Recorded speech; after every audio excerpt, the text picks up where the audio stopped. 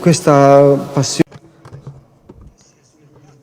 This passion was already developing when we were children, because children were born with the desire to create, to build something. They want to tell stories. For example, when my little brother was sick, I would use just earth to make a face and make it talk. And then I would make it a horse. It's so hard to make horses, to learn how they're made. At the beginning, I used to make very bad horses that didn't look like horses at all, but then I learned. So this helped me memorize how to shape something, and I started making something actually good. Then you can do a lot of things with just one horse, many forms, many poses.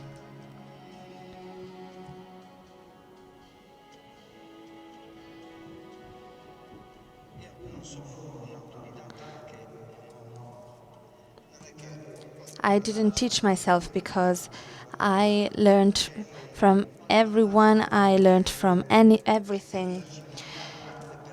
I learned dancing and talking to my friends, climbing trees. That was my school. So I wasn't self-taught because everything surrounding me taught me something. This is universal language.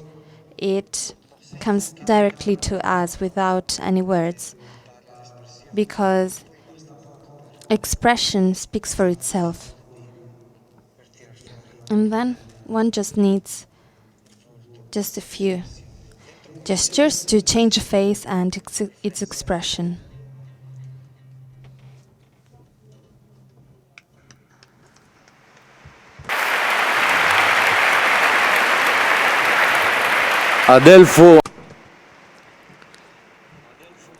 Adelfo Galli. So we've already introduced him and put him to work.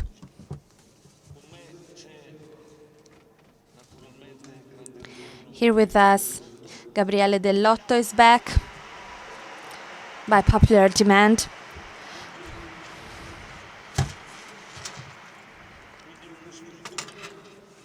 So we have a sculptor and an illustrator, and then there's me, a reader. Today's topic may sound strange. It sounds like criticism towards a quote that we know very well from The Little Prince by Saint-Exupéry. The essential is invisible to the eye. Instead, we made it a question, not because we want to distance ourselves from this quote, of course, but just to stress what we'd like to discuss tonight.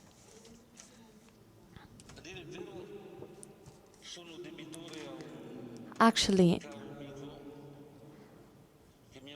a dear friend of mine sent me a dissertation that shows how patient a human being can be.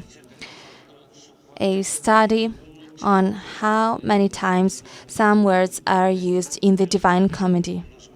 Words related to gaze and look. So thanks, Carlo Simone. And I'd like to thank all of my friends that continuously send thoughts, and this work regarding the Divina Commedia, the Divine Comedy, is becoming a common work and a sign of friendship. As I was reading this dissertation, I stumbled into something that really struck me, which is, yes, the essential is invisible to the eye, but I am a Christian because the essential became visible to the eye. So this is the word that became flesh. As a very famous song says, a song inspired by John's Gospel, our eyes saw, our hands touched. So, with this exhibition, we tried to achieve something invisible through something visible. We don't want to distance ourselves from the quote by the Little Prince, but to integrate it, because tonight we'll try to talk about those who saw and touched with their hands, and those who touched life itself.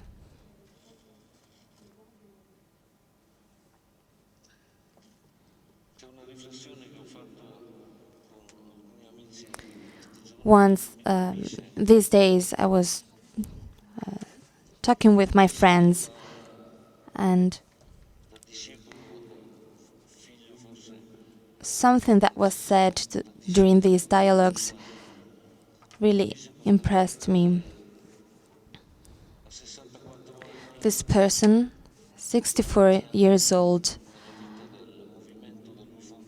after many years,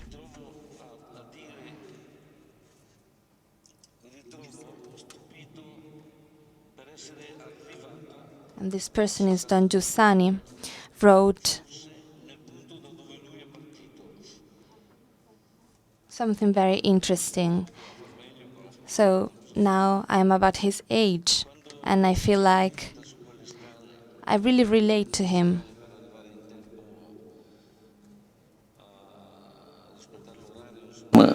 Si ferma di colpo, si gira verso l'amico. Once Giussani was running down the stairs. He was in a rush, and he was with a friend. And at one point, he stops, and he says to his friend, "Do you realize it? Do you understand it? The word became flesh." So we've been working on this for a long time now, and what characterizes our work is surprise. And this really strikes me. Can you believe it? Do we believe it? The word became flesh. And this really moves me, because this is really the basis of many of my relationships and friendships. And we're going to talk about one of these friendships tonight.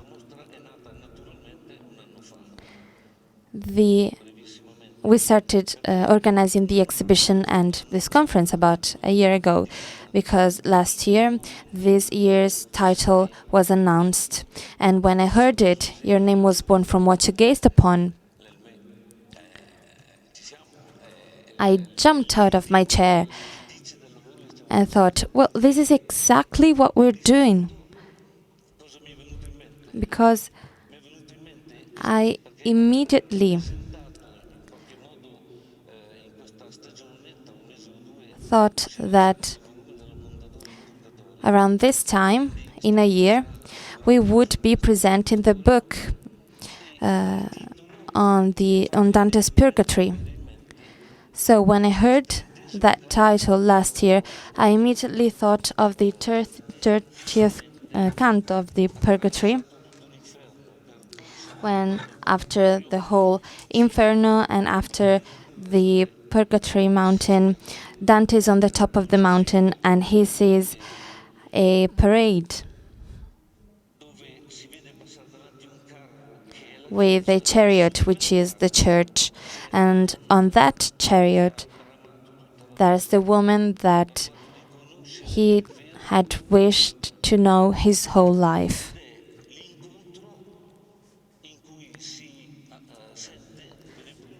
And when he sees her, that's the only time his name is actually written in the Divine Comedy, is actually pronounced. So he sees a woman. He cannot really tell who's that, but it's quite clear that something's going on, because he says, I recognize the signs of the old flame, but still he's not able to say who she is until she calls him by his name, Dante. And once he's called by his name, he recognizes the woman standing in front of him. This is a perfect analogy with the episode in the Gospel when Maria Magdalene c'è un tizio che passa. Magdalene goes to look for Jesus' body, and she asks for information to a gardener because she cannot find it. The gardener listens to her and then just says, Mary. And she recognizes him. That's the Lord. Dante is inspired by this episode and uses it for to talk about Beatrice in the Purgatory. For Dante, Beatrice is God's mystery that becomes flesh for him.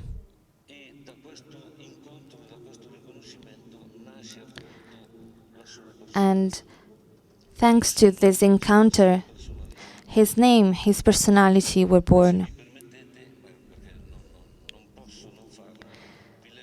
With your permission, I'd like to read to you a few lines. I'm just a reader, so I'm just going to read a few lines regarding this encounter. Exactly when he understands that she's there, he understands something. He turns to Virgil. He tries to tell him what he's feeling, but then Virgil disappears. He hadn't understood that Virgil had said goodbye to him, so he cannot find him, and he bursts into tears. So he's extremely sad for losing his guide, but then he hears the woman on the chariot calling him. And she says to him, "Do not yet weep."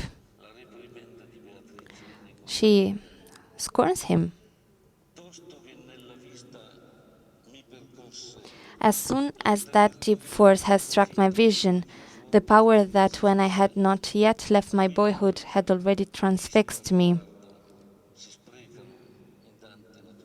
So here, vision, for example, the word is used.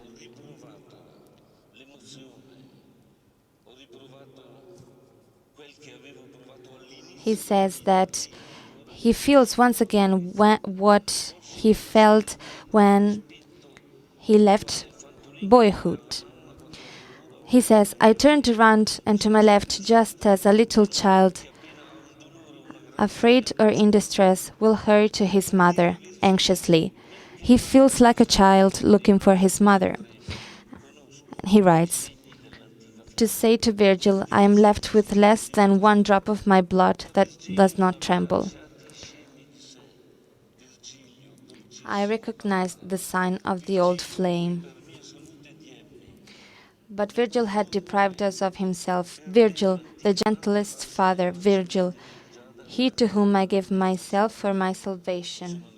And even all our ancient mother lost was not enough to keep my cheeks, though washed with dew, from darkening again with tears.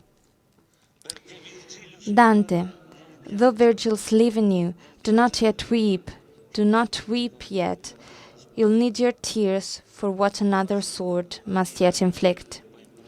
Just like an admiral who goes to stern and proud to see the officers who guide the other ships encouraging their tasks, so on the left side of the chariot I turned around when I had heard my name, which of necessity I transcribe here.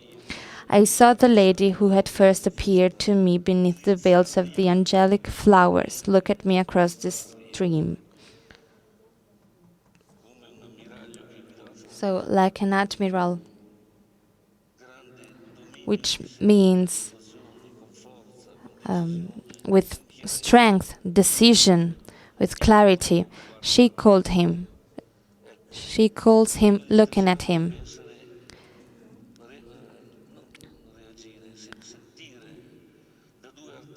So tonight we'd like to hear from 3 artists, including Dante. We'd like to hear from them what happens in one's life when one takes seriously this gaze, when God calls us and looks at us through reality.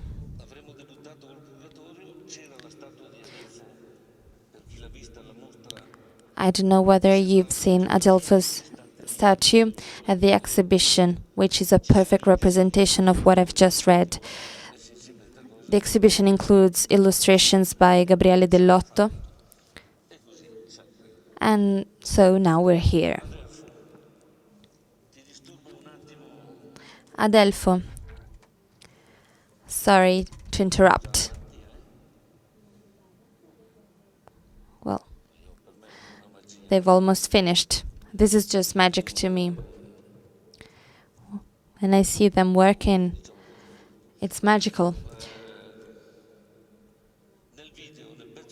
Adelfo, at the beginning we showed a clip and there you say something that always strikes me. I'm not self-taught. I've learned from anything I looked at. Birds, people, encounters, everything that happened taught me something and made me grow up.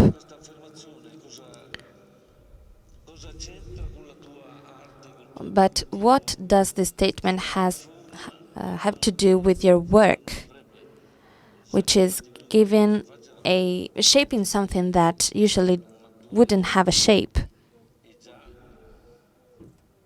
We can already see it. What do you think?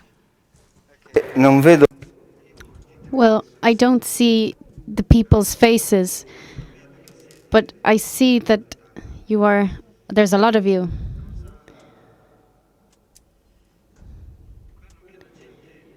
What the thirst of people, what people look for, encourages me to work, inspires me. I have found myself very often on a public square or on the road, on the street, here in Italy and France, once in England, in the United States, anywhere. Often in Italy or where I live, to demonstrate my work, to show how works of art come about, how they are born. Because often they're closed off in a place makes art more mysterious, to make it more enigmatic. But the reason why we make art is all of us. I am the reason for making art as much as you are. And this inspires me to find the most universal of languages and to make it more relatable as possible.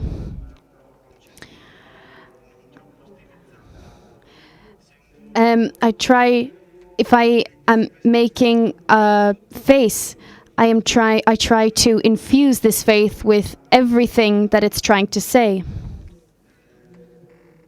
that I wanted to say.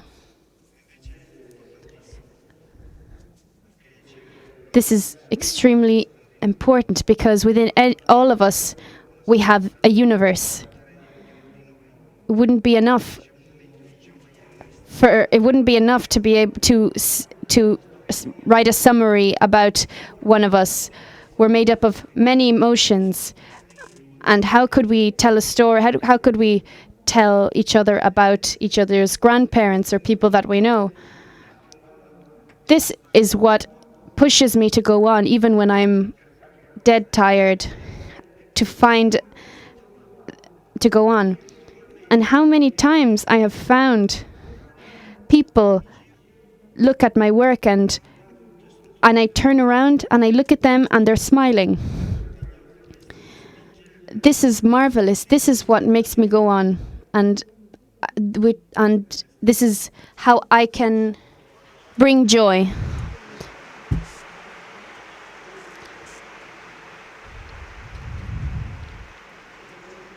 You said, sorry if I interrupt you, but about half an hour ago you made an example. But I wouldn't want to offend you.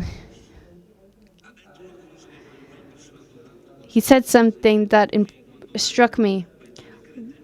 When you give a piece of clay to an adult,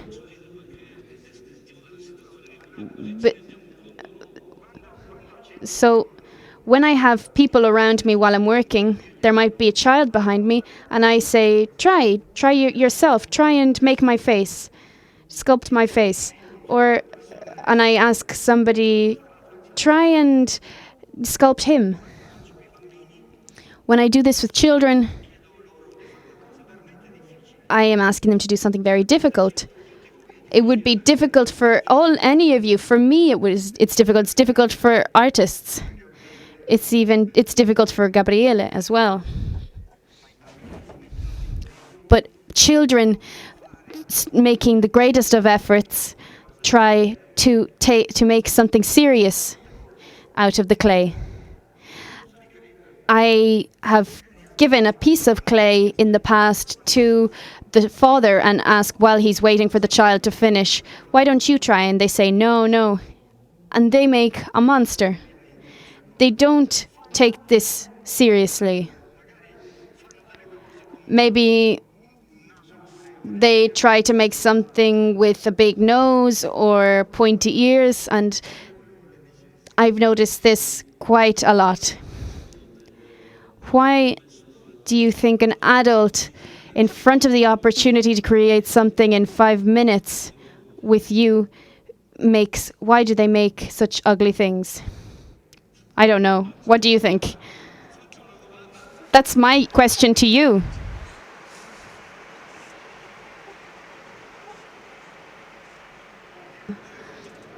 That's not fair. Gabriele, help me out.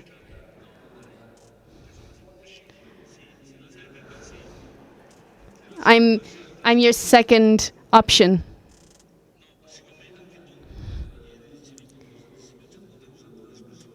Since you used an expression, let me remember it. You said each of us explains that from which we nurture ourselves. Why did you say this? Well, this came from a question that somebody asked me yesterday, and maybe the man who asked this is in the audience. He loves comic books, and when he asked me, I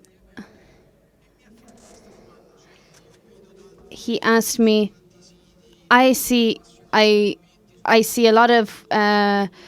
I am very passionate about comic books and I know a lot about the authors, but I've noticed a tendency in the last couple of years. Very often, authors prefer illustrating evil rather than good. And this isn't necessarily ugly, because in ugliness there is a beauty. And we could also compare this to the Inferno. There is a beauty linked to ugliness, to the artistic and the structure of a work of art. And what I thought of, how I thought about answering by admitting that in this tendency, this happens because it actually is proposed to the authors, and this isn't only in the field of art but also in the field of cinema and TV. We are proposed horror vacui, so a fear of emptiness, which instinctively would be what we would not naturally tend towards.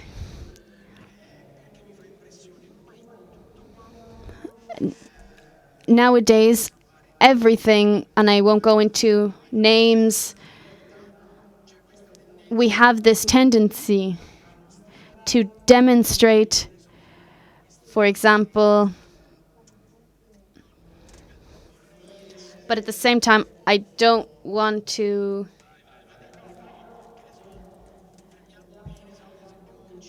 let's take cinema for example. Many films, when I was young, I watched The Shining, and there was a violence that wasn't explicit violence. It was formally linked to the text. So when I saw The Shining, I didn't sleep for about a week, and I was 19 years old. If I showed The Walking Dead to a child, they say, "Oh, this is so cool," and then I say, "Why?" Because today we have become accustomed to this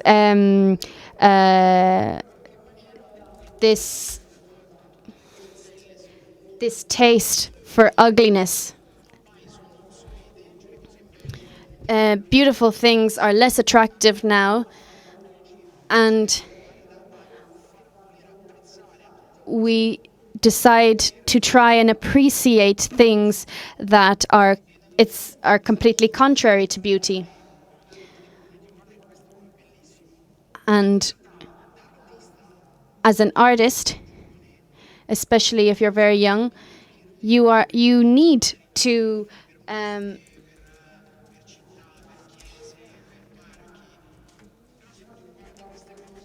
you need to be nourished. You need to be fed by beauty, and go and see churches and develop your skills in this way.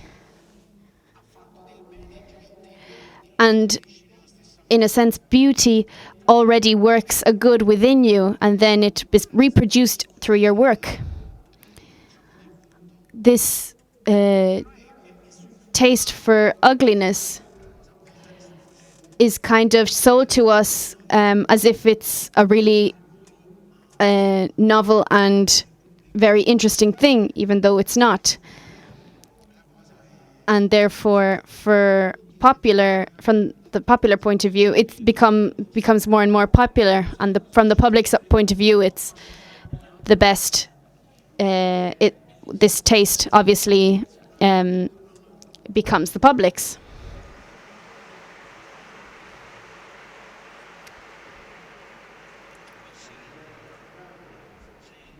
Franco, actually, maybe there's another reason, because children still have their whole life in front of them, and everything has to come to form. Children have to build everything in their life, and they're so pure and simple that they put all of their effort in. They're not afraid of anything. And later on, they learn to be afraid. Somebody says, "No, but don't you see that you made a mistake there? You should have colored that differently." And now the teacher will give you a bad grade. well, isn't it much more beautiful? There's more energy in a drawing that isn't perfect. And we give them books to try and to get them to learn to color within the lines. And to draw pictures that aren't that amazing. And then they get colors and they color it all in and they put a huge effort into it anyway.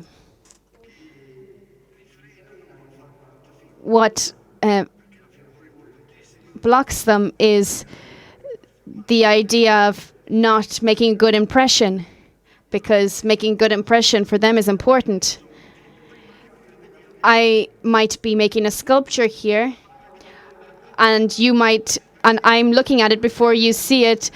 Oh, actually, you're actually looking at my sculpture. I didn't know that you were looking at the sculpture.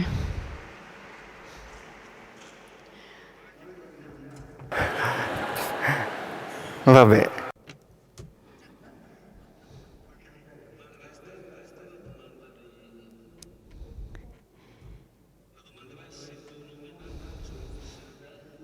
But the question of if we are what we look at, what we gaze at, why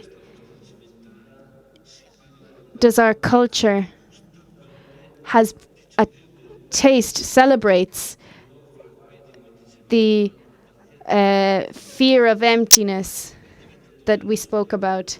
Why has what used to be ugly has now become beautiful? What is obviously evil is ugly but has become beautiful. What have we lost along the way? What is missing? We strayed away from the original points that we wanted to discuss, but that's okay. What have we missed along the line? What's happened along the line that has made us appreciate ugliness instead of beauty? I would say the great adventure of the Divine Comedy is an adventure that says that for love of the good, all of existence, all of man's life, from this world and the next world, is treasured. And it helps us to understand a new way of gazing at the world, which I think is the true way of looking at things.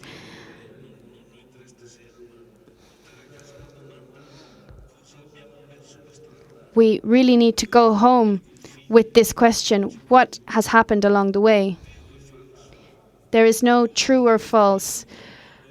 There is no evil and no good. We need to think about this. Also, because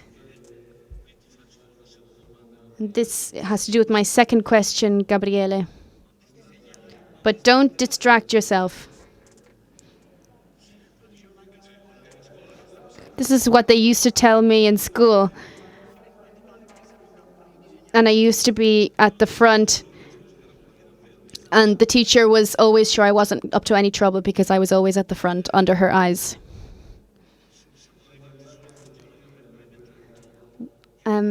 The point that I'm really interested in here is the question of responsibility. When I see how Gabriele carries out his work, whether he's drawing superheroes or Dante or a drawing for comics, sometimes you meet someone that you know. They're going to show a video to show that what we mean. Are the 4 images ready?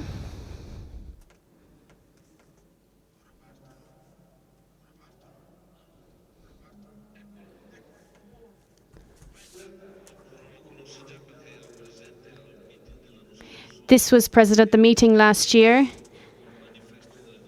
I call it the Manifesto of Education. It's from 2014 at the Comics Festival. He was commissioned to make the main picture, representation picture of this festival, and this is what he produced. I asked him, do you realize what you have made, what you've created? No. Okay, let me explain to you. That's how we work. I explain what he draws, and he draws what I'm explaining. This is how it works between us.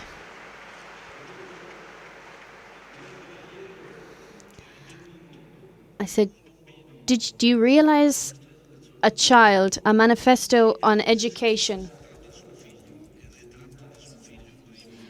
and a poster on education, and actually this child is his own child, Bianca and Costanza.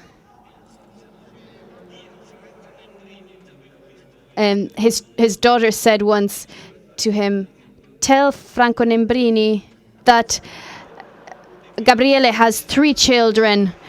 Let him know he has 3 children, not just the son.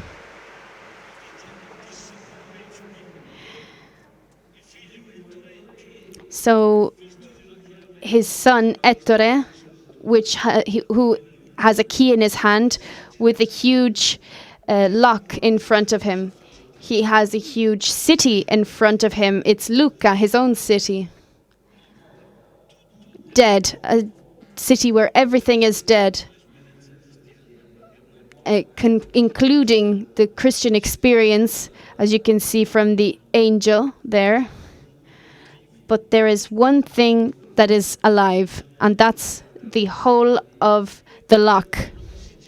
And this child looks behind him with this key in his hand, ready to open the lock of reality. And he says, it's like he's saying to his father, Dad, okay, you've done your job. Now I know what to do. And it's almost like the picture is asking you, are you going with him? Do you have the key to access reality? Have you got something that introduces you into reality, into its meaning, into the light that's behind that hole of the lock that makes everybody have hope again? This is a poster for Lucca Comics. Look at what he made, what he created on the occasion. This is in Purgatory, on top of the mountain of Purgatory. There is one more obstacle that he has to face. It's a barrier of fire. He has to go through it, but it doesn't damage him. It doesn't burn him. Well, it's a kind of like going through a sauna in a way.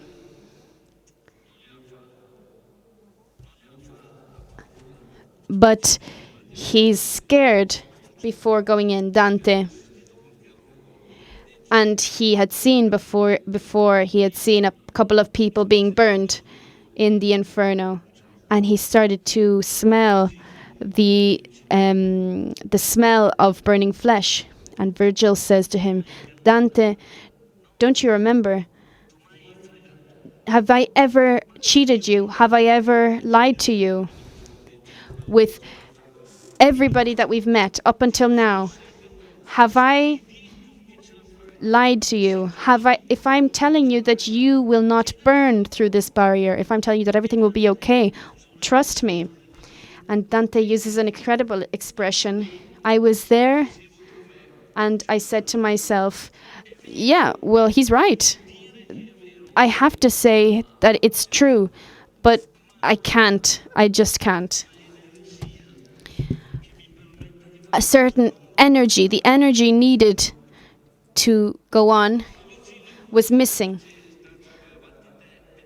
reason was simply not enough.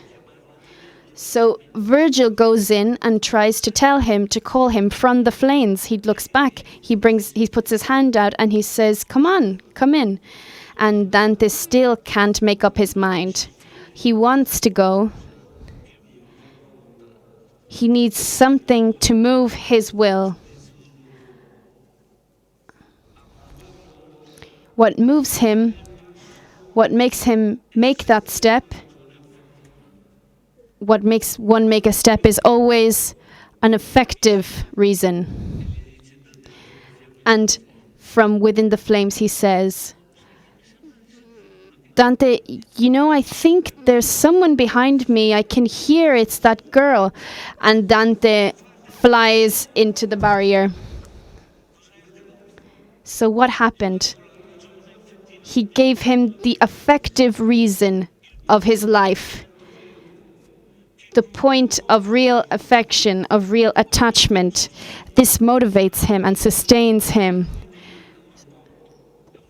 So that life is always a relationship. It's always based on affection and on a relationship.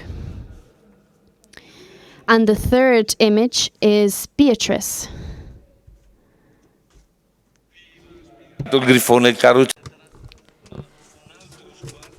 So here you see another gaze calling. And lastly, a face that you may recognize now, Dante, especially those who paid a visit to the exhibition. These eyes that are alive, Dante's eyes. This is a homage I want to pay to Adelfo. In a small city, 3 arts were awarded: sculpture, literature, and science. I won the prize for literature, so you can imagine that there were not that many people. The sculpture was actually quite well known, and I showed to him a few pictures I had with me. I showed him this one. And have I already told you about this story, Adelfo? Yes or no? No? Great. So the famous sculptor tells me, "So, are the eyes made of steel or glass?" And I say, "I think it's clay."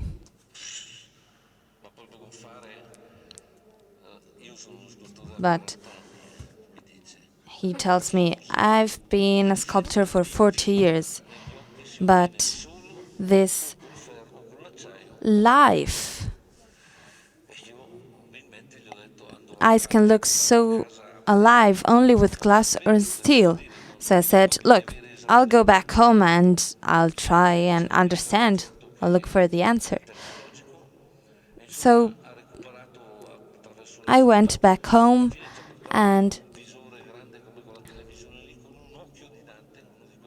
I printed a bigger version of Dante's eyes, where it's evident that the eyes are made just out of clay. So I showed this picture to the sculptor and he couldn't believe it.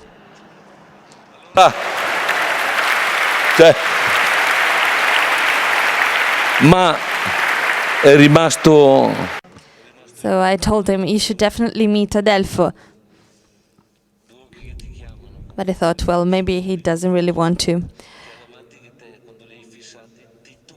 So these are eyes that you need to look at, and you also feel the need to look at what he's looking. You ask yourself, what does he have in his eyes? What is he looking at? In this case is Beatrice. I don't know whether I'm about to ask an intelligent question, but why do you sculpt such a gaze, such eyes. I've seen almost all of your sculptures, and sometimes you just jump out of your chair because you find these eyes staring at you. Is the question clear? Yes. At least try to answer. Okay, so you also have to answer.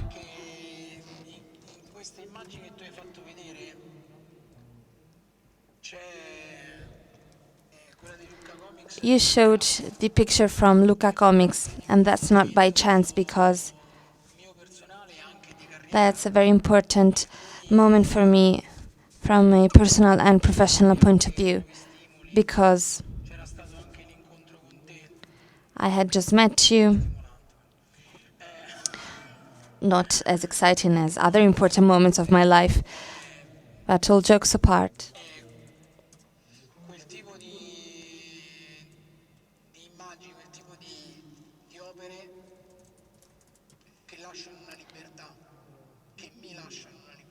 There are some kinds of works of art that make me really free. I usually cannot always act as I want or do what I want with an illustration, because sometimes people ask for a specific illustration. But in Dante's case, I could do basically what I wanted, first of all, because you ask me to do them, and you usually tell me, do whatever you want. And secondly, I feel free when I draw Dante, because just like for the Luca Comics picture, I put myself into it. I put my life into it.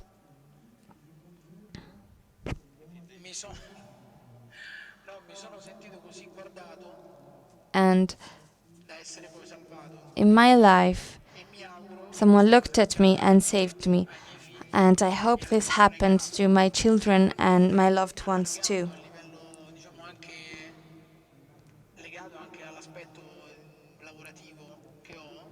So, as for my career,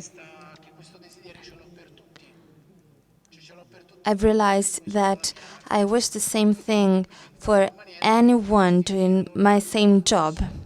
So I try to give something back and convey this to other artists.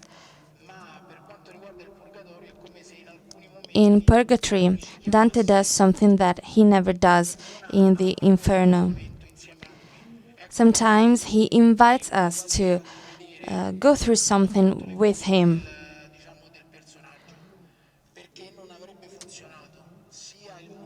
So, you've just told the story behind the wall of fire. And that's a representation of when you have to overcome a very difficult moment, something burning, and you can do it only thanks to love, a relationship.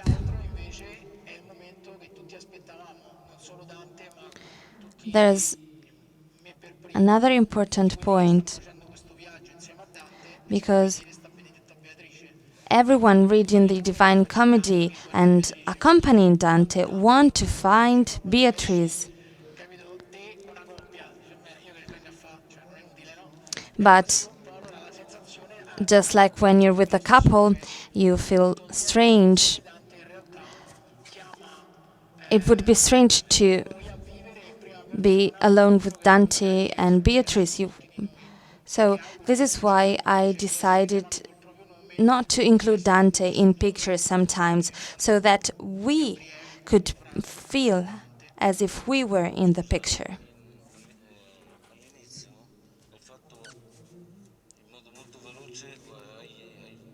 At the very beginning, you said something we should probably focus on. You identified and found a correlation between being looked at and being saved. What does it mean? This is very interesting.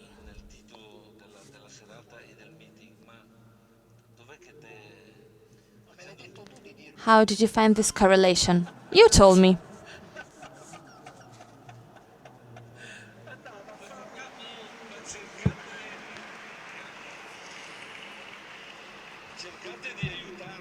Try to help me here.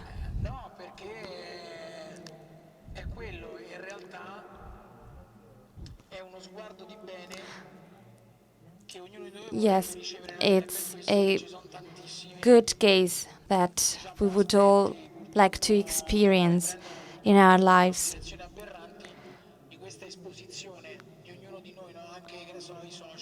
Unfortunately, we are way too exposed to Instagram, Facebook. I'm going to name them all so that no one will get offended. We are exposed to them, and we talked about this when you came to Lucca, surrounded by cosplayers. Why are we so obsessed?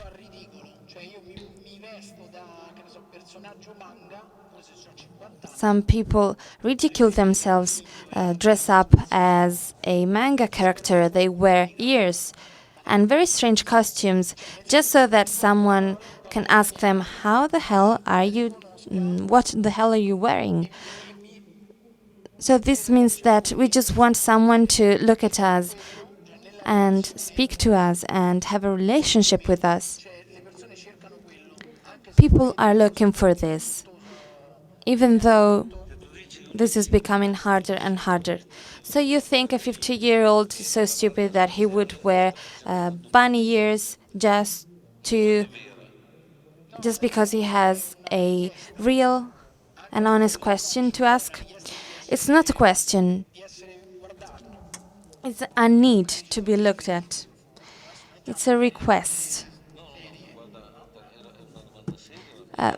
I'm asking a very serious question. I'm serious. Yes, but I'm drawing. You told me just draw. You don't need to talk. Well, I started suspecting something when they gave me a microphone. Well, we'll not get through this. But when you say that some adults wear bunny ears just because they need to express a need and something real, this is really incredible, because this statement is very similar to what we say in the exhibition, the poem by Ungaretti, when we say that a poem can only have a religious goal, even when poetry is not aware of this, and even though it speaks against God sometimes.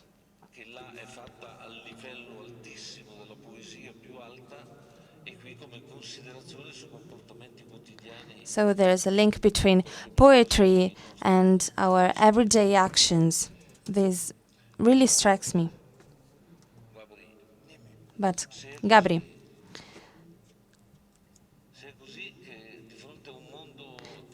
if it's really like this, if adults wear bunny ears just to express a need, what's our responsibility?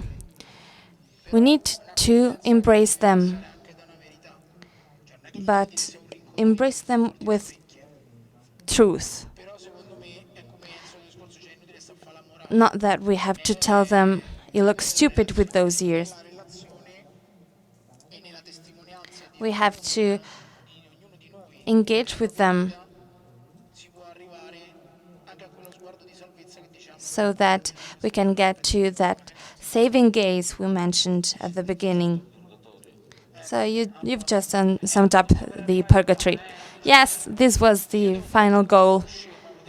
I have to look stupid, because if I look too smart, then he's not happy, because you may think that I draw and I'm also very smart.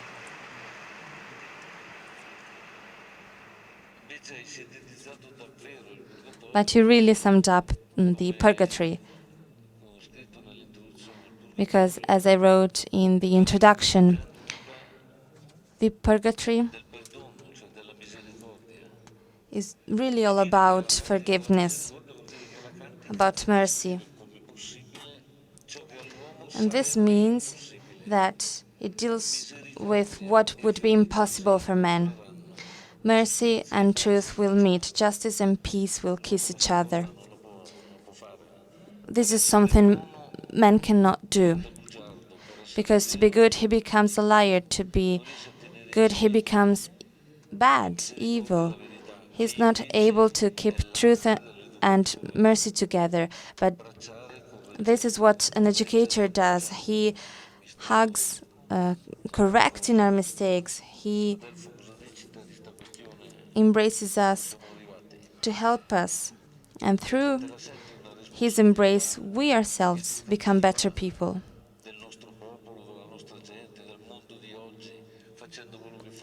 Do you think you're contributing to our education with what you do?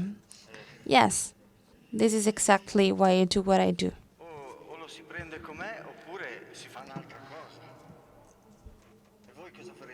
What would you do if you wear my shoes?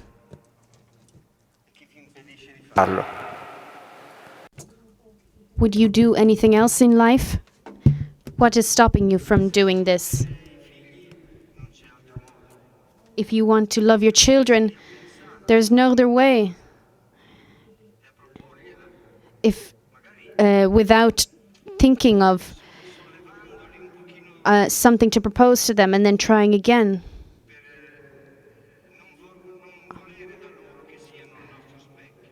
We shouldn't want them to be a mirror of us, a reflection of us, but that we should desire for them to be better than us. A sentence which I think comes from Michelangelo. The problem for men is what for humanity is not when people aim high and don't manage to reach high.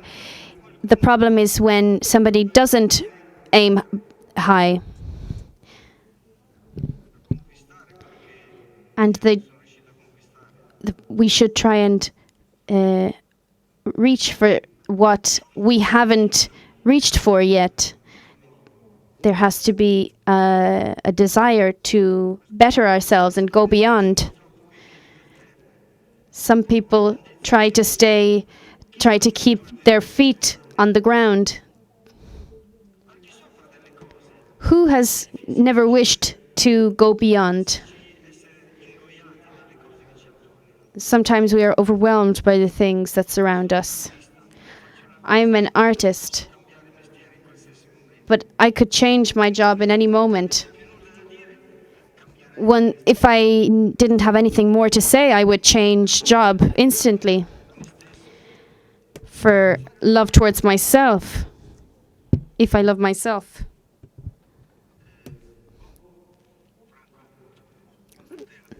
I don't know, Franco, I give the ball to you.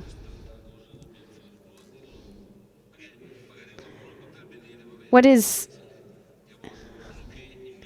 One could say, well, it's easy for you. You're able to create something of that kind in after half an hour. But someone could say, me, I'm a housewife. I work in a factory. What does it mean to create something new? I'm not talking about sculpture, Franco. I just wanted you to explain this better, just to make sure we don't get confused and we don't get the wrong idea. Well, once I was invited to exhibit a crib in a parish. And I didn't have it. I said, I can make it for you there. If you want, I can go to the mass and I will just create it there. The space that I was given was a lot of space, so I brought a lot of clay. And I started making this crib. And I would keep going back and forth, and then I would take a break and continue and look. And at the end of the function, at the end of the service, I had made something quite big.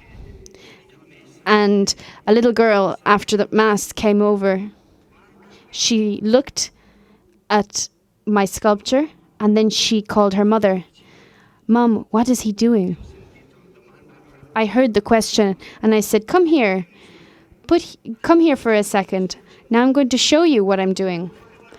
I wanted to make an angel, and since she was still there, I took the clay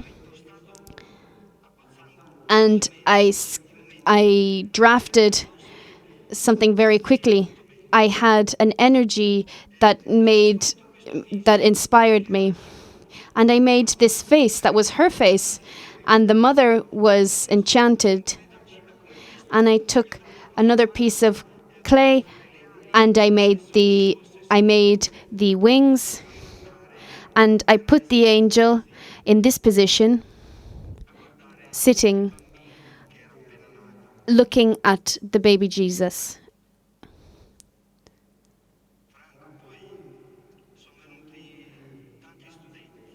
And then many students came, because the parish priest had thought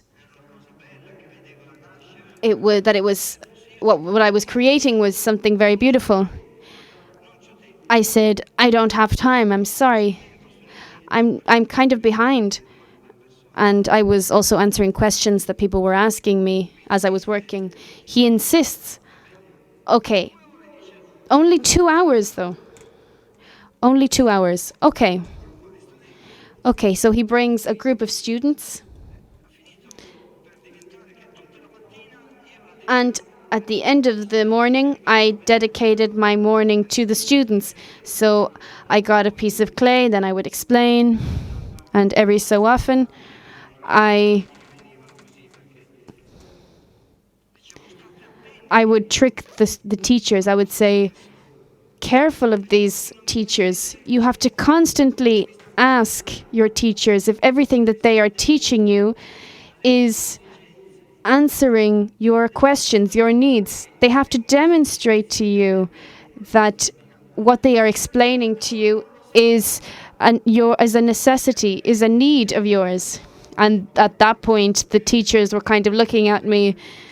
Sometimes I got funny looks from them.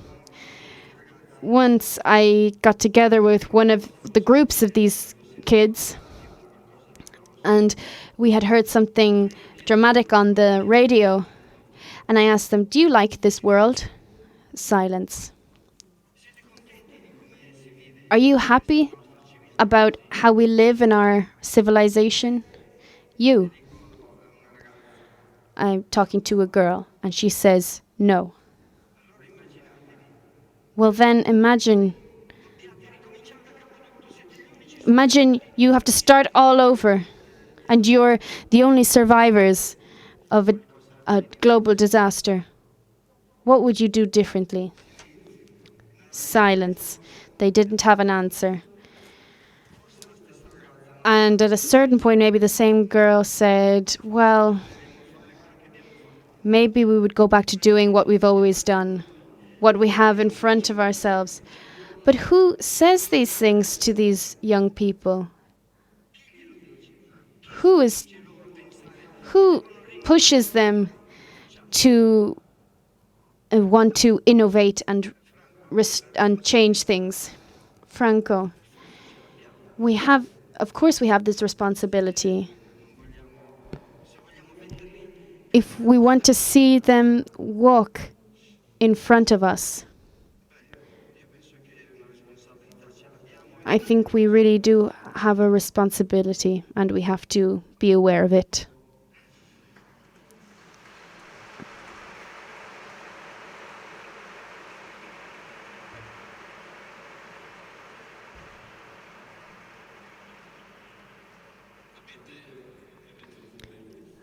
Now you understand why I like these guys.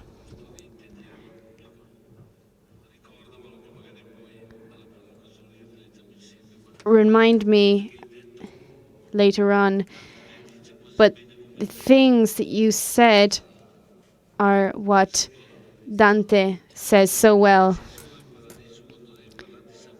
He introduces the 11th canto talking about Saint Francis.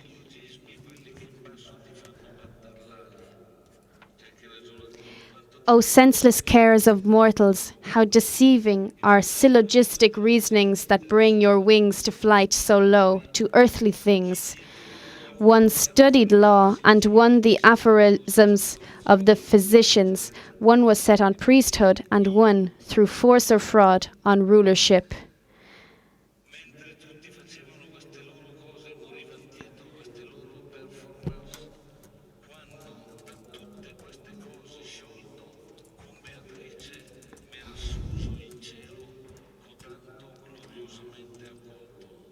While I, delivered from our servitude to all these things, was in the height of heaven with Beatrice, so gloriously welcomed.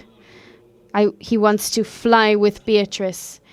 Like in the Purgatory in the first canto, he says, the plant that they pluck from the ground is reborn straight away. So they take the plant from the ground and then it grows up again in its place almost instantly.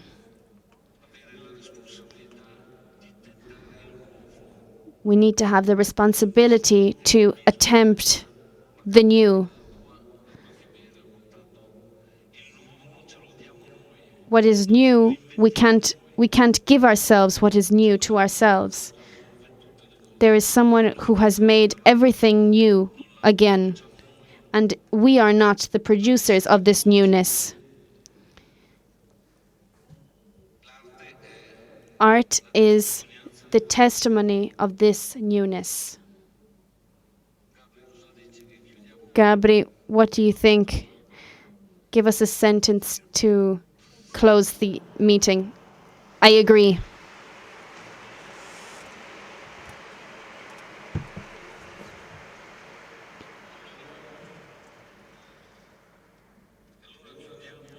Okay. Well, so we can conclude. I don't know if we have gotten the idea across of what we are living together, the experience we have together. But I would like to read what I think we can summarize well what we said this evening.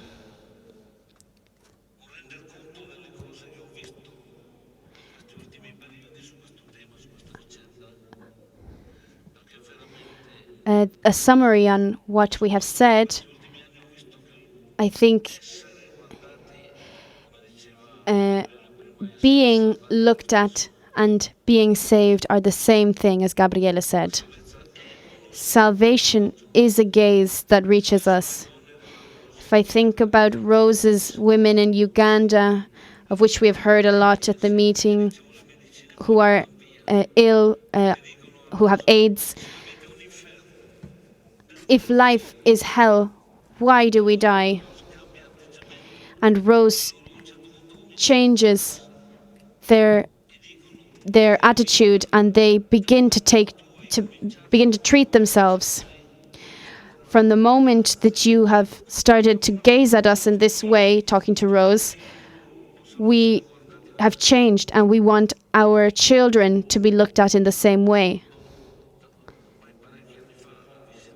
And a couple of years ago, when I went to the prison of Padenga Road in Freetown, which is one of the most hellish places I've ever been to in my life, we went to celebrate Christmas Mass there, and we met the guards who were trying to keep the prisoners separated from each other. And one of these prisoners gives me something. I realize that he's trying to reach me, and I take what he has in his hand. It's a red piece of paper. It's a message with his name, a red note, Louis. And behind it, and then I go back to him and I say, "What is this? Why are you giving me your name?" And he says, because if you remember me, I exist. In the hell of a prison in Freetown, and our friends from the Ukraine, in the Casa Volante, who yesterday told us about being raised in an orphanage from which they were, in which they lived since their birth. You are the reason that I have changed, for the gaze that you had on me. I would like to continue and tell you all of these things, all of these stories. But I conclude with one story in particular, which shocked me, which struck me dramatically in the last period, recently. A letter I got, and I will read it to you because I think it summarizes everything that we spoke about, the responsibility that we have in front of the world.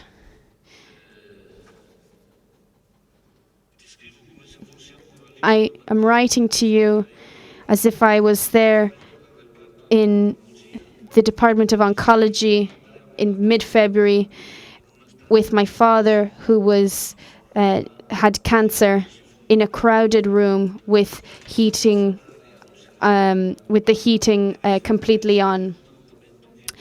My father had to go through his first chemotherapy treatment. The university trainees, the nurses, were looking at us indifferently. So this is how one dies, I suppose.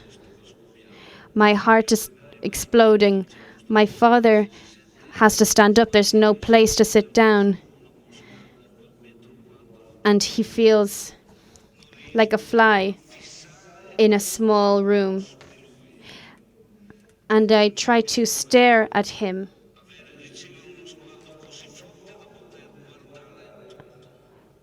To be able to stare and look at someone is because we have received a gaze ourselves. So I go towards the exit to justify that cowardly gesture. I say,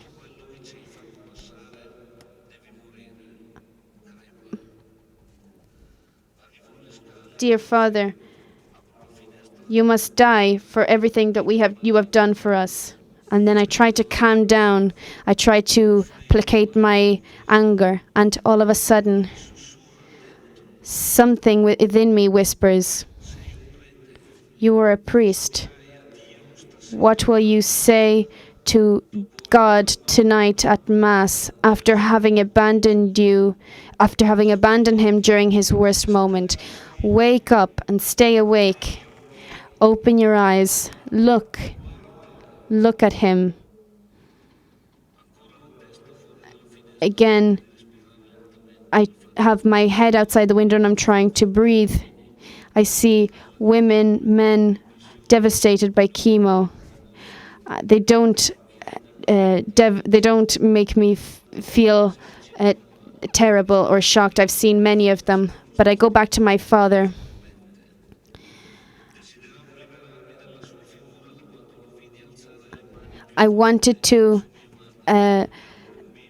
I desired to leave him every time I saw him hit my mother.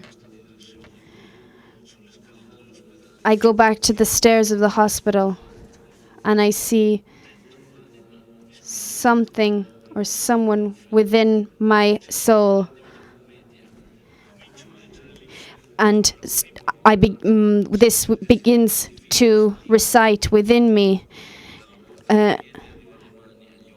And this truth starts within my fingertips and goes to my heart. There, where my father is hiding, that's where I go and try to read Dante. I try to read the stanzas of the Divine Comedy 1, 2, 3 times. How can I explain what is happening around me in this terrible place? And I keep asking myself, why don't I let him just die? Because, why, God, don't you leave me alone? Why can't I take revenge finally?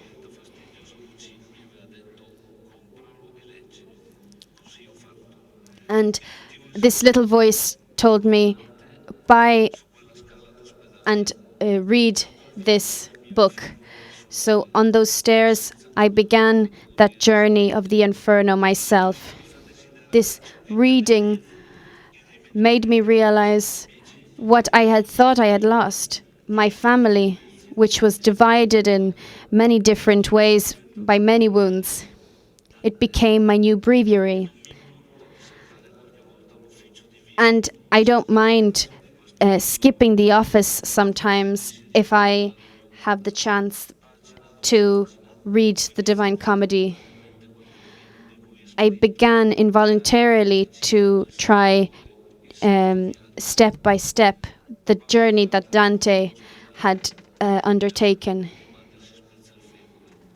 So my dad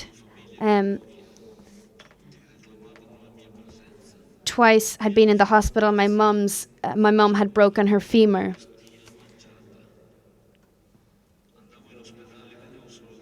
I went into the hospital and I only saw pain and suffering. And I tried to console the people who would be confessed. And I came home and I felt like I couldn't feel anything. I felt the solitude of a priest that no one can understand. But I had Dante, who was a friend that continued to give me consolation and kept giving me company. Yesterday, when I read the 6th canto, for the first time, I fixated my eyes on my father and I asked him, who are you? Who are you who have found yourself in such a place of suffering? I wrote in a very confused way my story here to you. In church, none of the faithful, none of my parishioners know about this story. I hope you have the patience to read it. And I hope that you continue to read and continue to work on Dante, because it saved me from desperation. Please continue to tell everyone. I will continue to do it. And considering the encounter that we had together, this encounter has a value because it has shown me that Christ has never abandoned me. On the stairs of that hospital, I realized that my neighbor I realized this. I will leave you with this wish in the hope that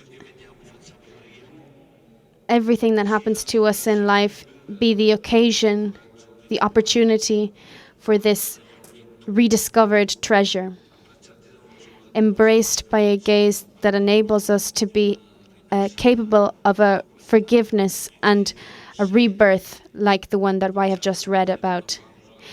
I would like to give a warm a round of applause for the 2 works of art that have been created in front of us.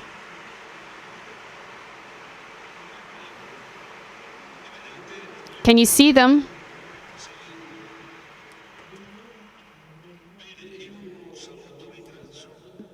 I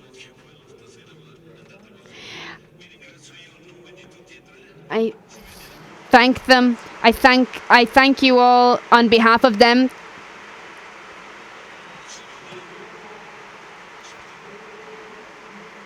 We will see each other, hopefully, in paradise, for paradise next year. Thank you and good night.